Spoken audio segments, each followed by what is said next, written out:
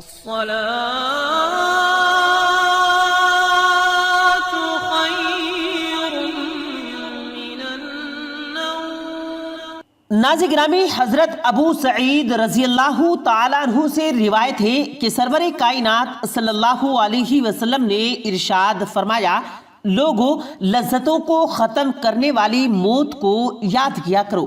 قبر ہر دن اپنے مردے سے خطاب کرتی ہے، میں غربت اور تنہائی کا گھر ہوں، میں کیڑوں اور مکوڑوں کا گھر ہوں۔ جب مومن کو دفن کیا جاتا ہے تو قبر اس کو مرحبا کہتے ہوئے اس کو خوشخبری سناتی ہے کہ میری پشت پر چلنے والوں میں تو بڑا محبوب تھا، آج میں تیری ہو گئی اور تو میری طرف آ گیا، تو اب میرے احسان کو دیکھ لے گا۔ یہ کہہ کر قبر تا حد نگاہ کشادہ ہو جاتی ہے تو جنت کا دروازہ اس کے لیے کھول دیا جاتا ہے، جہاں سے اس کو جنت کی تازہ ہوائیں آتی ہے۔ حضرت ابو ہریرہ رضی اللہ تعالیٰ عنہ بیان کرتے ہیں کہ رسول خدا صلی اللہ علیہ وسلم ایک جنازے میں شریف ہوئے تو میں بھی آپ کے ہمراہ تھا۔ آپ صلی اللہ علیہ وسلم ایک قبر کے پاس بیٹھ گئے اور فرمایا، یہ قبر ہر دن بآواز بلند کہتی ہے، اے آدم کی اولاد، تو کیوں مجھے بھول گیا؟ کیا تجھے یہ معلوم نہیں کہ میں تنہائی کا گھر ہوں، غربت کا گھر ہوں، دہشت کا گھر ہوں اور کیڑوں مکوڑوں کا گھر ہوں؟ میں بہت تنگ گھر ہوں، مگر اللہ جس کے لیے کشادگی کا حکم دے تو میں اس کے لیے کشادہ ہو جاؤں گی۔ اس کے بعد آپ صلی اللہ علیہ وسلم نے فرمایا کہ اے قبر، یا تو جنت کا چمن ہے یا پھر آگ کا طلوع ہے۔ ناظرین گرامی، قبر کی پکار کیا ہے؟ ان حدیث میں رسول خدا صلی اللہ علیہ وسلم نے واضح طور پر بتا دیا قبر کس طرح سے مردے کو پکارتی ہے اور پھر قبر کی پہلی رات کے حالات کیا ہوتے ہیں۔ یہ آج کے اس ویڈیو میں تفصیل سے واضح طور پر بات کی جائے گی، لہٰذا آپ سے گزارش ہے کہ ویڈیو کو آخر تک لازمی دیکھے گا اور اپنے دوستوں کے ساتھ بھی اس ویڈیو کو ثواب کی نیت سے ضرور شیئر کیجیے گا۔ ناظرین گرامی، حضرت ابو حجاج رضی اللہ تعالیٰ عنہ سے روایت ہے کہ سرور کائنات صلی اللہ علیہ وسلم نے ارشاد فرمایا کہ مردہ جب قبر میں رکھا جاتا ہے تو قبر کہتی ہے کہ اے ابن آدم، تو ہلاک ہوا، تجھے کس چیز نے مجھے دھوکے میں دیا؟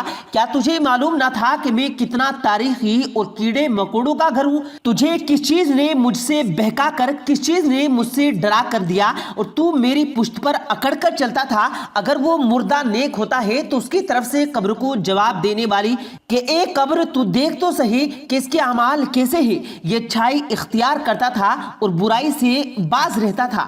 یہ سن کر قبر کہتی ہے کہ بے شک یہ نیک تھا، اب میں اس کے لیے سرسبز ہو جاتی ہوں، اور مردے کا جسم اس وقت منور ہو جاتا ہے اور اس کی روح اللہ کی طرف بھیج دی جاتی ہے۔ ناظرین گرامی، حضرت عبداللہ بن عبید رضی اللہ تعالیٰ عنہ فرماتے ہیں کہ نبی کریم صلی اللہ علیہ وسلم نے ارشاد فرمایا کہ مردہ قبر میں بیٹھتا ہے اور ان لوگوں کے پیروں کی آواز سنتا ہے جو اس کے جنازے کے ساتھ قبر تک گئے ہو۔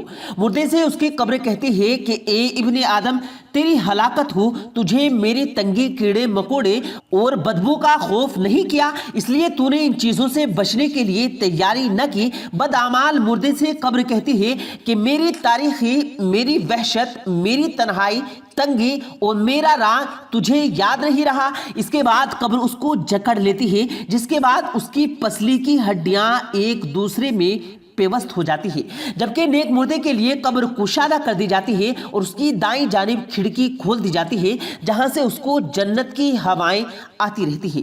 ناظرین گرامی، لیلۃ القبر یعنی قبر کی پہلی رات کے متعلق اسلام میں کافی اہمیت ہے۔ سب سے پہلے ایک فرشتہ جس کا نام رومان بتایا جاتا ہے، وہ مردے کا اعمال نامہ دیکھنے کے لیے قبر میں داخل ہوگا اور پھر اس کے بعد دو فرشتے منکر نکیر مردے کے عقائد کے بارے میں سوال کریں گے۔ بعض اعمال جیسے نماز کا سوال میت کی سختیوں کے کام کرنے میں مدد کریں گے۔ پہلی رات مومنوں کے لیے آرام دہ اور بدکاروں کے لیے انتہائی وحشتناک ہے۔ قبر میں جو سوال پوچھے جائیں گے اس کے متعلق بھی دین اسلام میں واضح بتا دیا کہ سوالات کا طریقہ کیا ہوگا۔ یہ بھی بتا دیا گیا کہ منکر اور نکیر کے سوالات قبر کی پہلی رات کی کاروائی ہے۔ یہ فرشتے رومان فرشتے کے بعد قبر میں داخل ہوں گے۔ ایک میت کی دائیں جانب اور دوسرا میت کی بائیں جانب کھڑا ہوگا اور پھر میت سے سوالات پوچھے جائیں گے۔ اگر تو مرنے والا بدکار اور گنہگار یا کافر ہوگا تو یہ فرشتے وحشتناک صورت کے ساتھ قبر میں داخل ہوں گے اور مردے کے سامنے آئیں گے اور پھر اس پر عذاب کریں گے اور اس کی قبر کو آگ سے بھر دیا جائے گا۔ اور اگر مرنے والا مومن اور پرہیزگار ہوگا تو سوالوں و جوابات بالکل ٹھیک دے گا۔ یہ دونوں فرشتے خوبصورت چہرے کے ساتھ اس کو بہشت کی خوشخبری دیں گے اور اس کی قبر کو انعامات الہی سے بھر دیا جائے گا۔ اور پھر اسی صورت میں ان دونوں فرشتوں کے نام بشیر اور مبشر بتائے گئے ہیں۔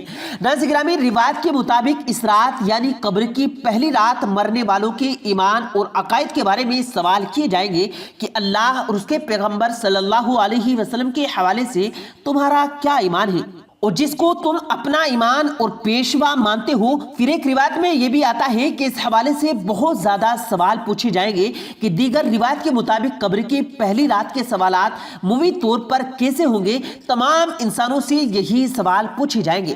ناظرین گرامی، یہاں ایک چیز واضح رہے کہ قبر کی پہلی رات کے سوالات صرف انہی مردوں سے نہیں کیے جائیں گے جنہیں مٹی کے اندر دفن ہے، بلکہ وہ تمام افراد جنہیں دفن نہیں کیا جاتا یا جنہیں جلا دیا جاتا ہے، یعنی دیگر مذاہب کے جو ماننے والے ہیں، ان کے مرنے کے بعد بھی پہلی رات ان سے بھی سوالات کیے جائیں گے۔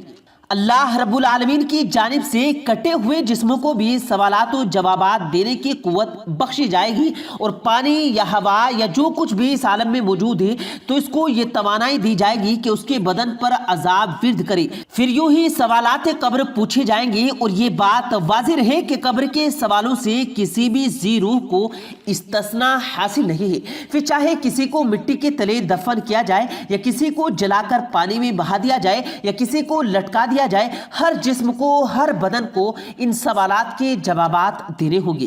ناظرین گرامی، ہم امید کرتے ہیں کہ قبر کی پہلی رات، قبر کی پکار کے حوالے سے آج کی یہ ویڈیو آپ تک پہنچی ہوگی اور اس کا تمام تر تذکرہ آپ تک سمجھ میں آ گیا ہوگا۔ اللہ رب العالمین سے دعا ہے کہ قبر کی سختیوں سے ہم سب کو محفوظ رکھے، آمین اللہم آمین۔ پیارے دوستو، امید کرتے ہیں آپ کو آج کی ہماری یہ ویڈیو ضرور پسند آئی ہوگی۔